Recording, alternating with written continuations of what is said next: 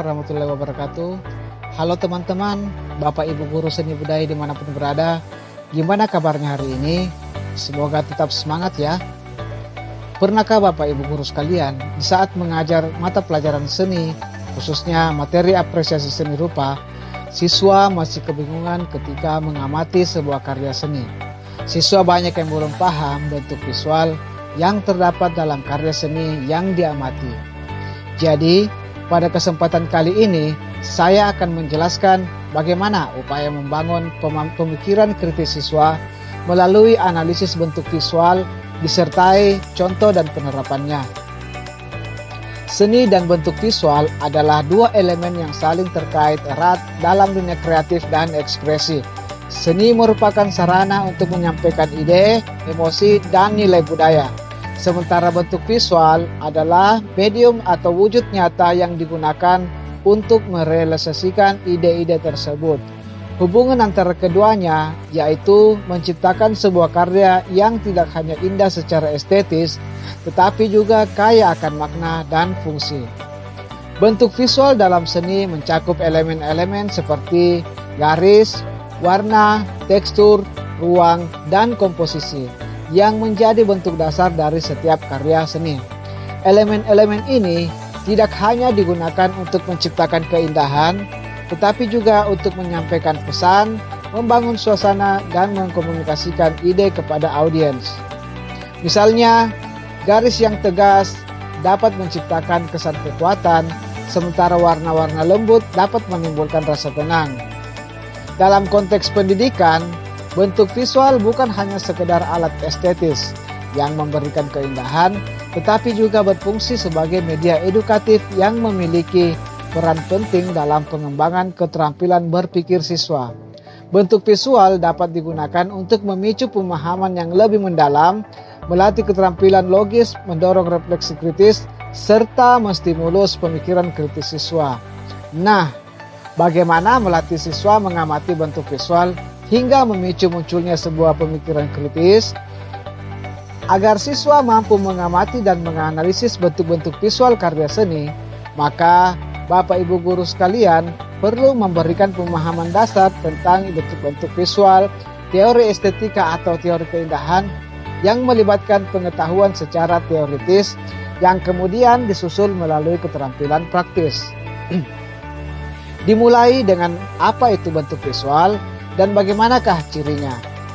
Bentuk visual adalah elemen-elemen yang terlihat oleh mata dan digunakan untuk menciptakan karya seni, desain, atau komunikasi visual.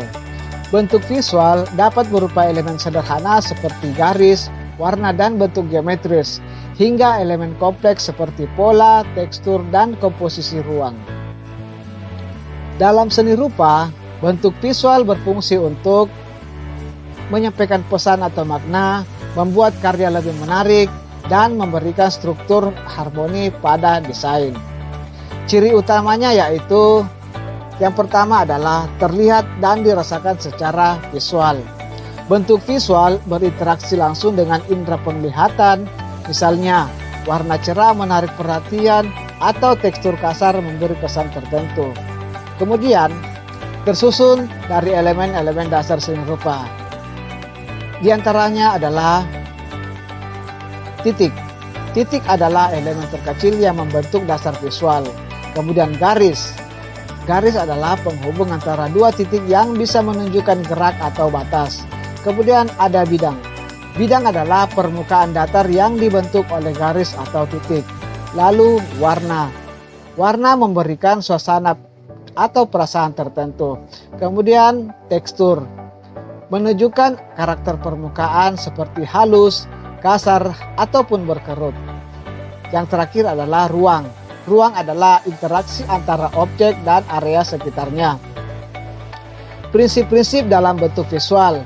Yang pertama ada keseimbangan atau balance, yaitu membuat karya terlihat secara harmonis. Misalnya simetris, yaitu keseimbangan di kedua sisi. Kemudian kontras. Kontras adalah perbedaan mencolok antara elemen untuk menarik— misalnya gelap dan terang. Kesatuan. Kesatuan adalah semua elemen terlihat saling berhubungan. Kemudian ritme, pengulangan, pola atau bentuk untuk menciptakan aliran.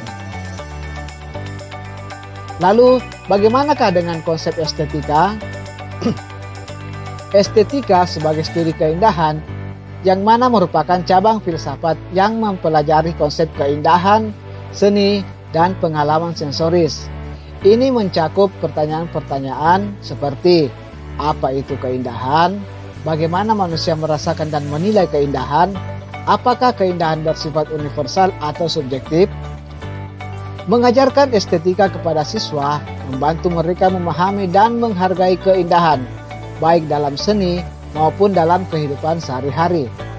Ini juga mengembangkan sensitivitas emosional, rasa ingin tahu, dan kemampuan mereka untuk mengekspresikan diri.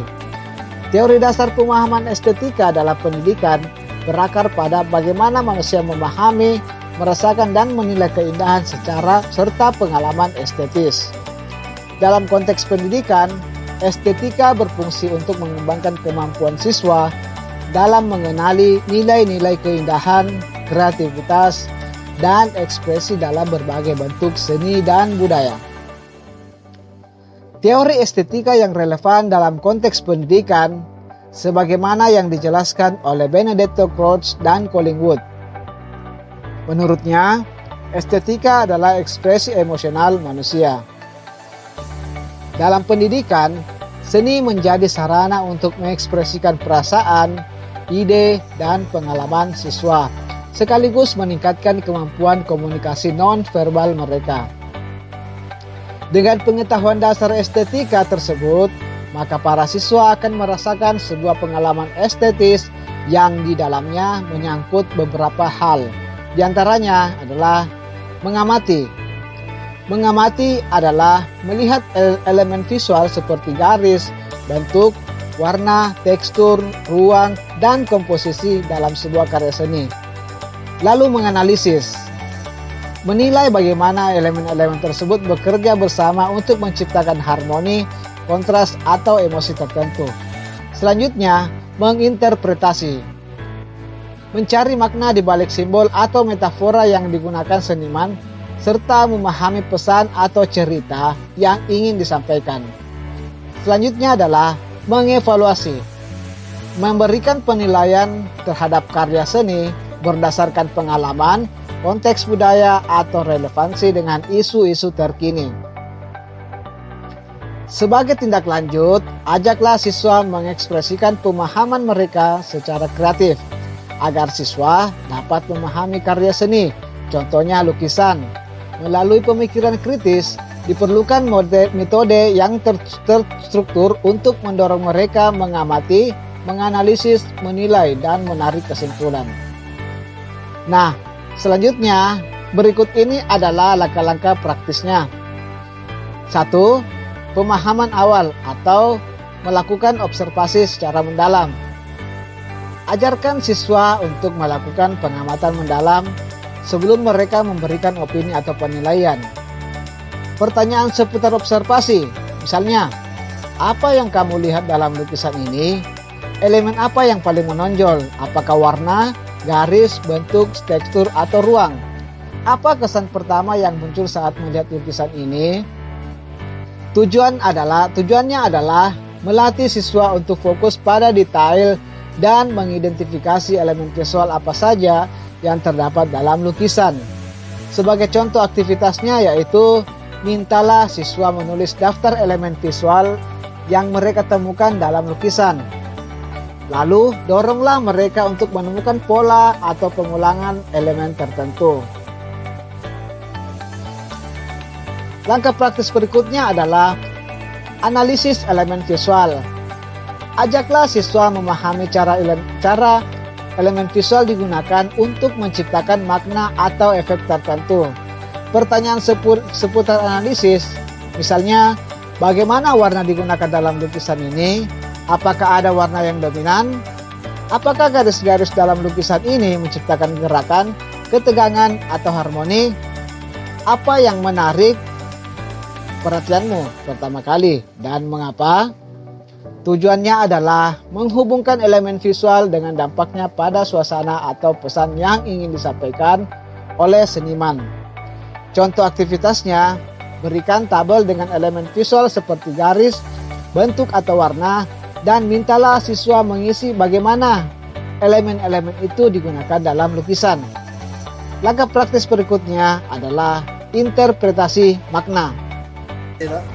Latihlah siswa untuk menginterpretasi makna di balik elemen visual.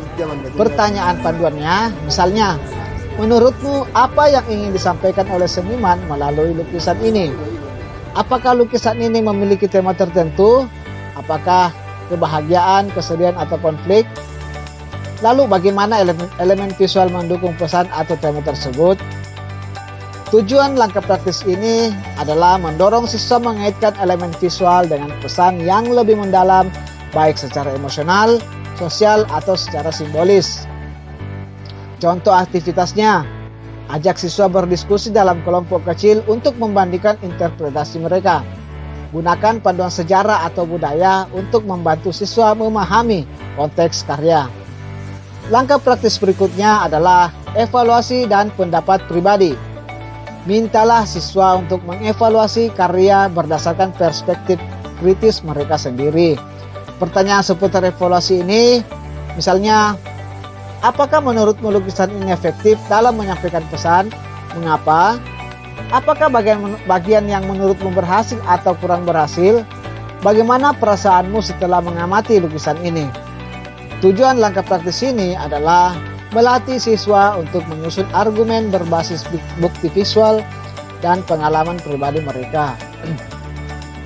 Contoh aktivitasnya, mintalah siswa menulis esai singkat yang menjelaskan apa yang mereka pelajari dari lukisan ini dan bagaimana mereka sampai pada kesimpulan tersebut. Langkah praktis berikutnya adalah refleksi dan hubungan dengan kehidupan. Doronglah siswa untuk mengaitkan lukisan dengan kehidupan mereka sendiri atau isu yang relevan.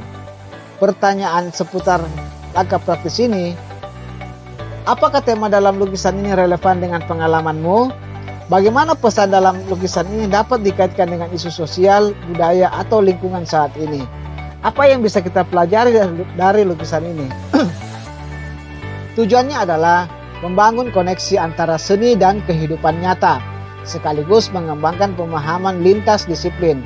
Contoh aktivitasnya adalah adakan diskusi kelas tentang relevansi lukisan dengan isu-isu terkini seperti keberlanjutan, keadilan sosial, atau identitas budaya. Langkah praktis berikutnya adalah tugas kreatif atau ekspresi kritis. Sebagai tindak lanjut, ajak siswa mengekspresikan pemahaman mereka secara kreatif. Contoh tugasnya adalah membuat lukisan atau gambar yang terinspirasi oleh karya yang telah mereka analisis. Berikutnya, menulis puisi atau cerita pendek yang menggambarkan interpretasi mereka tentang lukisan tersebut. Tujuannya adalah menggabungkan analisis kritis dengan kreativitas untuk memperdalam pemahaman mereka. Dengan menggunakan langkah-langkah tadi, siswa dapat terlatih untuk berpikir kritis secara sistematis ketika mengamati lukisan, menghubungkan apa yang mereka lihat dengan konsep yang lebih luas, dan menyusun pandangan berdasarkan alasan yang logis dan terinformasi. Itulah tadi beberapa langkah untuk membantu siswa menganalisis bentuk-bentuk visual. Semoga video ini bermanfaat dan terima kasih sudah menonton. Wassalamualaikum warahmatullahi wabarakatuh.